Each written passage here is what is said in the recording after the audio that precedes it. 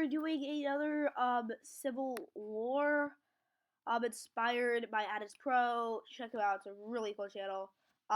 Basically, this is gonna be the red team versus the blue team in a war. Again, this is completely unrealistic.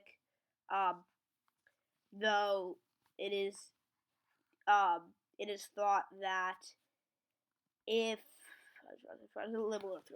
if a civil war were to break out in Asia, it would most likely be against Russia and China because they are like the most powerful nations in Asia. So we have the blue versus the red, as I think I said. And if you're wondering why Bhutan is on the red team when it's completely started by blue, it's because it does not actually recognize China as a country. Like, it doesn't even think anything's there. So there's that. Anyways, let's get right into it. And so, obviously, the first thing that the blue team will do is take over Bhutan in a matter of, like, days. As there's nothing, as, like, even though there's a lot of mountains there, the pure pressure. And then down in the Middle East, we have Saudi Arabia, Oman, and the UAE sending their forces to take over Yemen. This is very successful, and the Middle East is mostly blue. Down in, I don't know what you would call this, in the Indonesia area, Southeast Malaysia, Southeast? No, not Southeast. I guess Southeast Asia. The red team finally makes their first,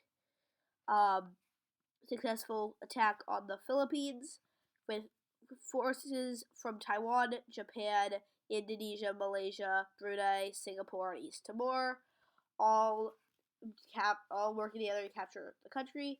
And a landing is made in the Maldives, which eventually ends up taking it over. Now, the blue team does not really realize that the Maldives has been captured, as there is no real communication between the Maldives and any other countries. They do, however, realize that the Philippines are taken over, and they quickly take over Hong Kong and Taiwan. South Korea and Japan make a landing in North Korea, and half of it is under Red Team's control. Now, I can't show that on this map, which kind of sucks, but it's honestly fine. Russia and Kazakhstan decide to try to put a force into Uzbekistan, and they put so much of it that they leave the eastern part of Russia virtually unguarded, meaning Mongolia and China can easily walk in. Again, I cannot show this on this map, but yeah. And they do actually take out Uzbekistan.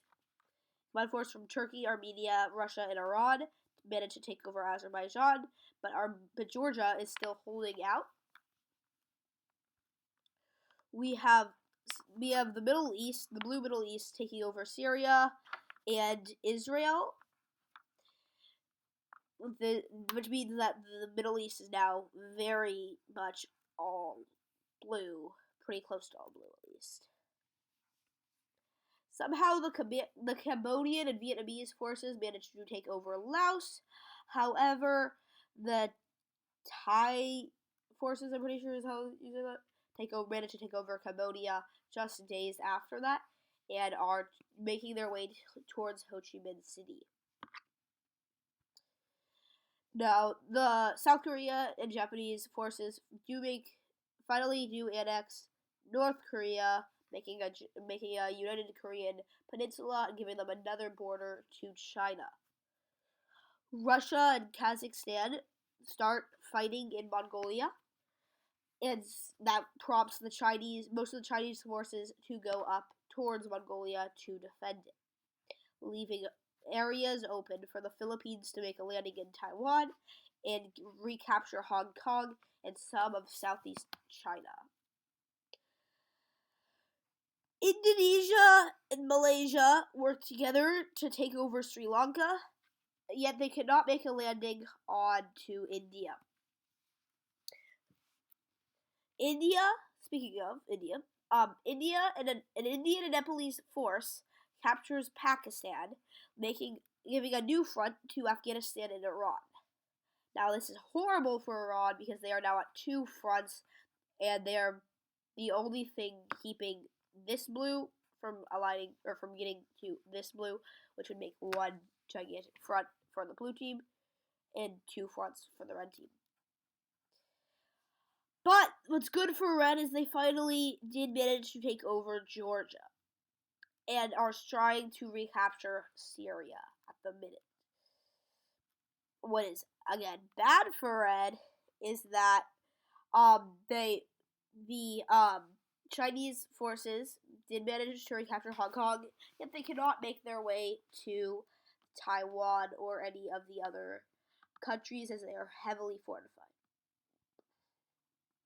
The remaining Russian and Kazakh forces go down to help Iran fight its 2 fronts, and which ends up being a very smart move because they are able to take over Iraq with the help of Turkey. From there, they are able to take over Jordan, almost surrounding Syria, and recapturing it.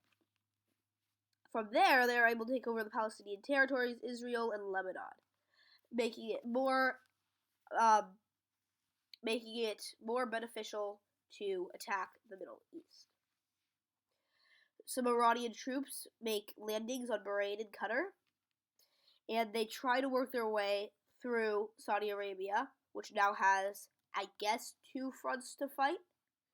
Meanwhile, Yemen and Oman are pretty much doing nothing, but Yemen has finally received news of the Maldives and is trying to send a force down to recapture it.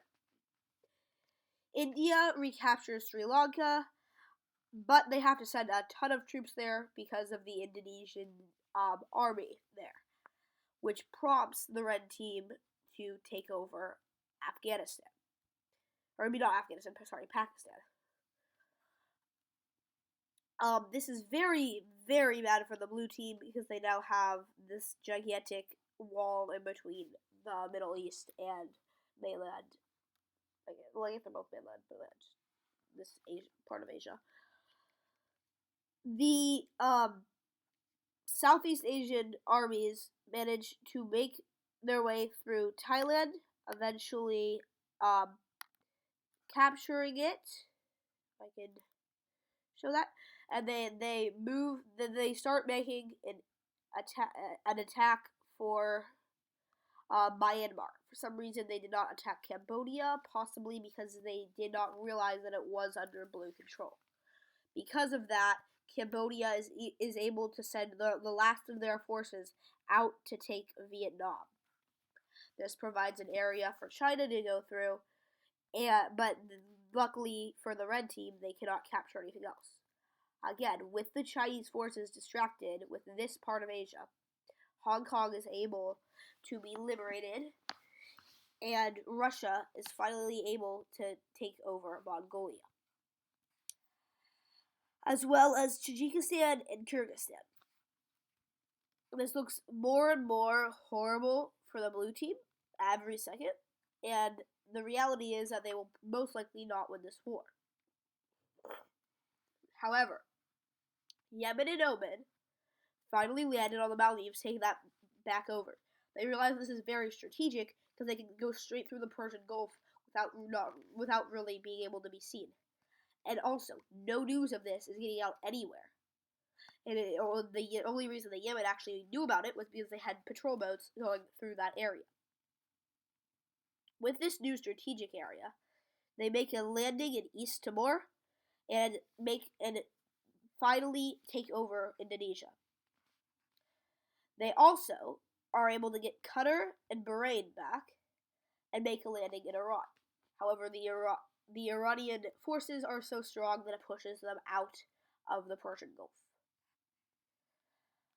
But with Indonesia now under their control, Malaysia and the countries surrounding it are pretty much not going to do well, as they are taken over, and the Philippines, the southern part of the Philippines is also taken over, though I cannot show that on this map. Thailand and Laos are the only two countries left in this area that are red, and they are gonna have to do a lot of things to manage to get the rest of this back. Meanwhile, Kuwait and Jordan get recaptured, which is not a huge loss for the Red, but combined with everything else that is happening in Southeast Asia, it pretty much just is bad for them. Also, trying to recapture Hong Kong. And a plan is made for Indian and Chinese forces to try to recapture the Korean Peninsula. This goes absolutely horribly, and Manchuria is almost captured because of that. Now, for like the third or fourth time, the Taiwanese and Japanese forces make a landing in Hong Kong and actually manage to do a lot of damage to China while their forces are up in the Korean Peninsula.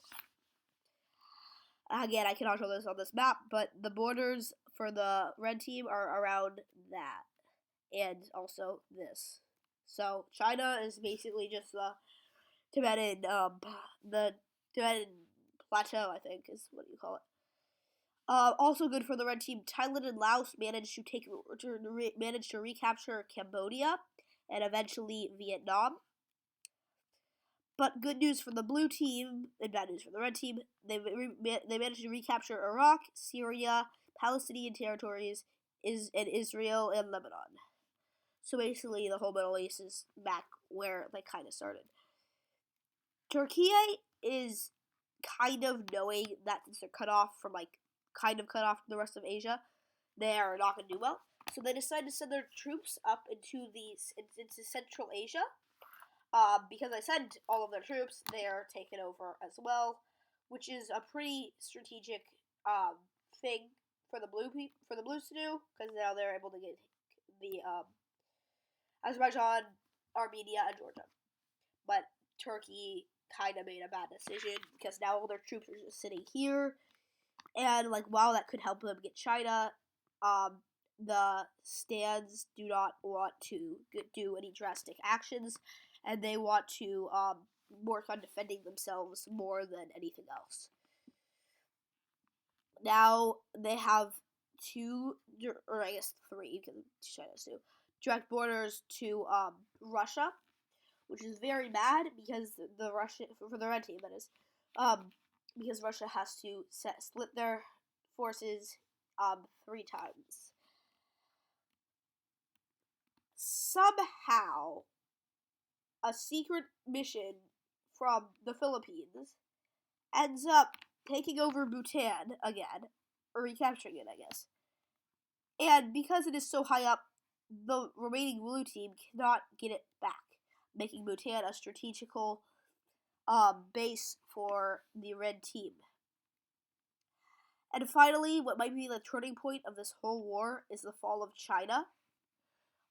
The Stan armies finally decided to send all of the forces they had to take them over, and the combined pressure of everything led to China's untimely collapse, which gave them a gigantic direct border to this whole Indian subcontinent, which allows Nepal, Myanmar, and Bangladesh to be taken over, and parts of India as well. Southeast Asia, now much stronger, starts to push into Malaysia, which goes successful, takes Singapore and Brunei, and is starting to attack Indonesia. Back in the Middle East, the rest of the Stan forces are working on getting their land back, and they managed to do that by starting a push into Iraq, which goes successfully against some surrounding countries as well. And they try to take Saudi Arabia, which also goes very successfully, yet it does not fall.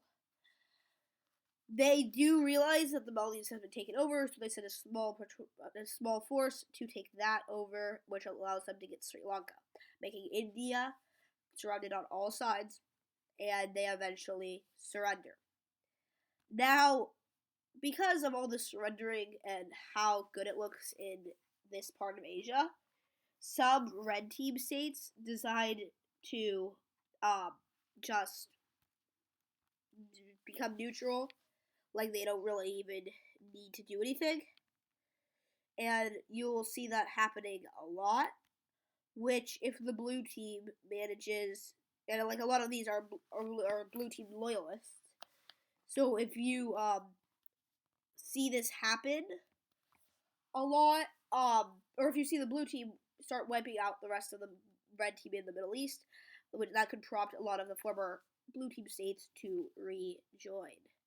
And this is actually very bad for the red team with all these places surrendering, or I guess just becoming neutral, because they lose a lot of strategic placement, and there is no direct border for South Korea or Bangladesh. Now, the remaining places send their troops to take back Turkey, Armenia, and the rest of the Middle East that they lost. Now it's just Saudi Arabia, Oman, and Yemen. And the thing that kind of sucks for the blue team is Yemen and Oman just kind of decided, and the UAE decided like, no, we don't want to fight this war anymore. Well, we haven't even really done anything. And so Saudi Arabia is eventually taken over, and there's just one front left, and that is the Indonesian/East Timor front. Speaking of East Timor, they also surrender, oddly making it just Indonesia. And the Middle Eastern states, or most of the Middle Eastern states, decide, yeah, we don't really need to be doing this anymore. There's no reason for us to do that. And even Russia, Japan, and South Korea just decide, yeah, there's literally no reason we don't need to be fighting anymore. Indonesia is eventually captured, which allows all of the world to be neutral, or for the war to be over. There are a lot of border changes, such as Saudi Arabia going to the Palestinian territories, Syria, and Turkey, and they have lots of ex-slaves now. The Kazakhstan has taken over all of the blue team states in Central Asia. China is split between Russia and Bhutan and South Korea. North Korea also goes to South Korea, which allows one neutral peninsula. And nothing really happens down here because they were mostly dragged into the war by China. Vietnam gets part of Cambodia. Hong Kong gets independence, and Taiwan gets uncontested independence. And yeah, that's the end of the Asian Civil War. If you guys enjoy this, feel free to subscribe. I hope you guys liked it. Thank you, and goodbye.